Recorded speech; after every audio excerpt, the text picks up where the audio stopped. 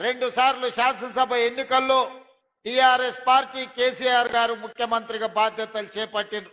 అదేవిధంగా జాతీయ స్థాయిలో జరిగిన పార్లమెంట్ ఎన్నికల్లో 3 సార్లు నరేంద్ర మోడీ గారు ప్రధానమంత్రిగా బాధ్యతలు చేపట్టిండ్రు.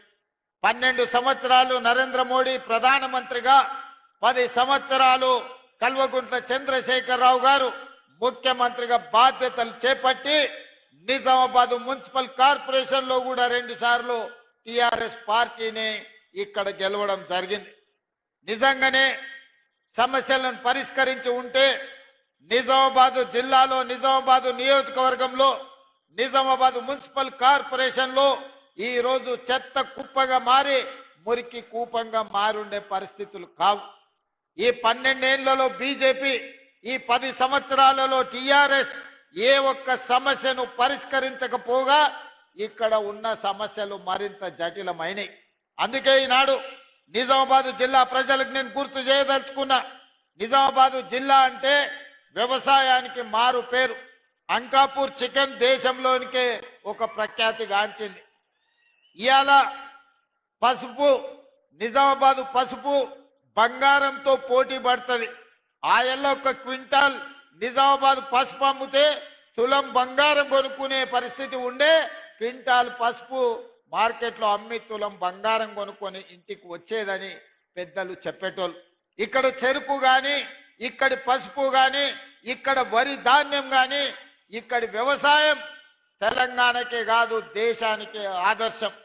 నేను రైతు ధర్నాకు వచ్చినప్పుడు చెప్పిన, హర్యానా, పంజాబ్ లో ఏ విధంగా పౌరుషంగా రైతాంగం కొట్లాడుతుందో, రైతుల సమస్య వచ్చినప్పుడు రైతాంగ హక్కుల కోసం, రైతుల గిట్టుబాటు ధర కోసం మొత్తం తెలంగాణ రాష్ట్రంలోనే మొట్టమొదట కదం దొక్కేది నిజామాబాద్ రైతాంగం. ఇక్కడి రైతుల్లో ఉన్న చైతన్యం, ఇక్కడ రైతుల్లో ఉన్న పట్టుదల, పోరాటం దేశానికి ఆదర్శం. అందుకే ఈనాడు రైతాంగ పోరాట పటిమ ఉన్న, ఈ ప్రాంతంలో గొప్ప నాయకత్వం ఉన్న కాంగ్రెస్ పార్టీ ఈనాడు గెలవాల్సిన అవసరం ఉన్నది.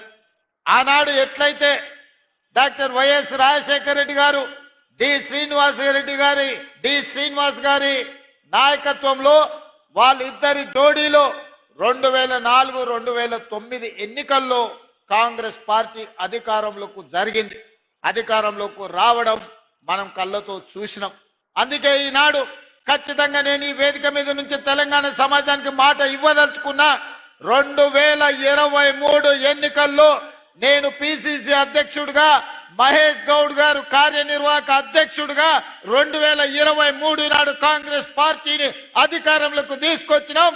మళ్ళీ 2029లో మహేష్ గౌడ్ గారు పిసిసి అధ్యక్షుడిగా, నేను ముఖ్యమంత్రిగా, ఆనాడు డాక్టర్ వైఎస్ రాజశేఖర రెడ్డి, ధర్మపురి శ్రీనివాస్ గారు రెండవసారి ఏ విధంగా కాంగ్రెస్ ను అధికారంలోకి తీసుకొచ్చిండ్రో మళ్ళీ తెలంగాణ రాష్ట్రంలో రెండవసారి అధికారంలోకి తీసుకొచ్చే బాధ్యత తీసుకుంటాం.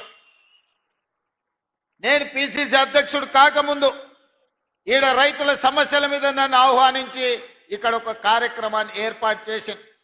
దారెంబట వేలాది మంది రోడ్ల మీదకి వచ్చి స్వాగతం పలుకుతే మధ్యాహ్నం 12కి రావాల్సిన నేను సాయంత్రం 5 గంటలకు సమావేశానికి వచ్చిన వేలాది మంది రైతులు ఆనాడు నిలబడి మీరందరూ ఆశీర్వదించారు కాబట్టి ఆ తర్వాత కాంగ్రెస్ పార్టీ అధ్యక్షుడిగా నాకు బాధ్యత ఇచ్చింది కాంగ్రెస్ పార్టీ. ఆ కాంగ్రెస్ పార్టీ అధ్యక్షుడిగా ప్రజాక్షేత్రంలో ప్రజా సమస్యల మీద కొట్లాడడంతో ఈనాడు తెలంగాణ రాష్ట్రంలో కాంగ్రెస్ పార్టీ అధికారంలోకి వచ్చింది.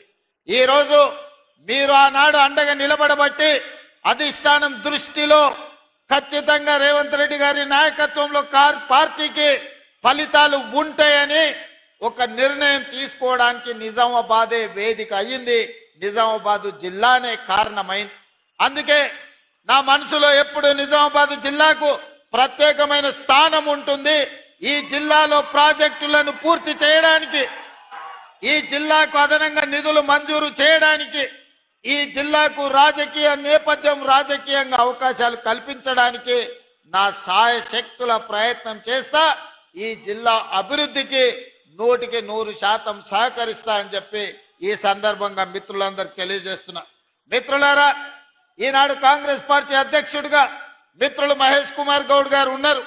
వారు భూపతి రెడ్డి గారు నాకు చేసిన విజ్ఞప్తి మేరకు, పెద్దలు సుదర్శన్ రెడ్డి గారి సూచన మేరకు ఈ నిజామాబాద్ యూనివర్సిటీకి ఇంజనీరింగ్ కాలేజ్ గాని, అగ్రికల్చర్ కాలేజ్ గాని, ఇతర ఇంటిగ్రేటెడ్ స్కూల్స్ గాని 600 కోట్ల రూపాయల రోడ్లతో ఈనాడు అభివృద్ధి కార్యక్రమాలు చేసుకున్నాం. ఈ రోజు పిసిసి అధ్యక్షుడు, నేను అధ్యక్షుడు అయిన తర్వాత జిల్లాకు అదనంగా నిధులు ఇవ్వాలి, జిల్లాను అభివృద్ధి చేయాలి, మీ వంతు సహకారం ఉండాలి అని మిత్రుడు మహేష్ కుమార్ గౌడ్ గారి సూచనతోటి ఇవాళ ఈ అభివృద్ధి కార్యక్రమాలు అన్నిటిని కూడా ముందుకు తీసుకెళ్తున్నాం. ఇదే కాదు, నిజామాబాద్ లో ఉన్న బాన్స్గడ కావచ్చు, కామారెడ్డి కావచ్చు, ఎల్లారెడ్డి కావచ్చు, బిచ్కుంద కావచ్చు, ఆర్మూర్ కావచ్చు, భీమ్గల్ కావచ్చు, బోధన్ మున్సిపాలిటీ కావచ్చు, నిజామాబాద్ మున్సిపల్ కార్పొరేషన్ 7 మున్సిపాలిటీలు ఒక కార్పొరేషన్ లో 1045 కోట్ల రూపాయలతోని ఈనాడు అభివృద్ధి కార్యక్రమాలు మనం చేపట్టుకుంటున్నాం. తెలంగాణ రాష్ట్రంలో మున్సిపల్ శాఖ మంత్రిగా 17,445 కోట్ల రూపాయలు ఈ 2 సంవత్సరాలలో నిధులు మంజూరు చేసి అభివృద్ధి కార్యక్రమాలతో ముందుకు వెళ్ళాలనుకున్నాం. కానీ చాలా దగ్గరలో 99% రాష్ట్రంలో బీఆర్ఎస్ వాళ్ళే మున్సిపల్లో కౌన్సిలర్లు, కార్పొరేటర్లు, చైర్మన్లు, మేయర్లుగా ఉండడంతో మనం నిధులు ఇచ్చినా అభివృద్ధి కార్యక్రమాలు ముందుకు సాగలేదు. ఈ రోజు మనం నిధులు మంజూరు చేసినా ఈ ప్రభుత్వానికి ఎక్కడ పేరు వస్తుందో, ముఖ్యమంత్రే కాదు మున్సిపల్ మంత్రి కూడా రేవంత్ రెడ్డి ఉన్నాడు, ఈ అభివృద్ధి జరిగితే కాంగ్రెస్ పార్టీకి మంచి పేరు వస్తుందని చెప్పి బీఆర్ఎస్ నాయకులు అభివృద్ధిని అడ్డుకున్నారు. ఇవాళ మీకు అందరికి ఒక మంచి అవకాశం వచ్చింది. 10 ఏళ్ళు బీఆర్ఎస్కి ఇచ్చిండ్రు, 12 ఏళ్ళు బీజేపీకి ఇచ్చిండ్రు. ఈ ప్రాంతంలో 2 సార్లు ధర్మపురి అరవింద్ను పార్లమెంటు గెలిపించారు. ఇవాళ మళ్ళీ మోడీ మంత్రం చదువుతున్నాడు ధర్మపురి అరవింద్ గారు.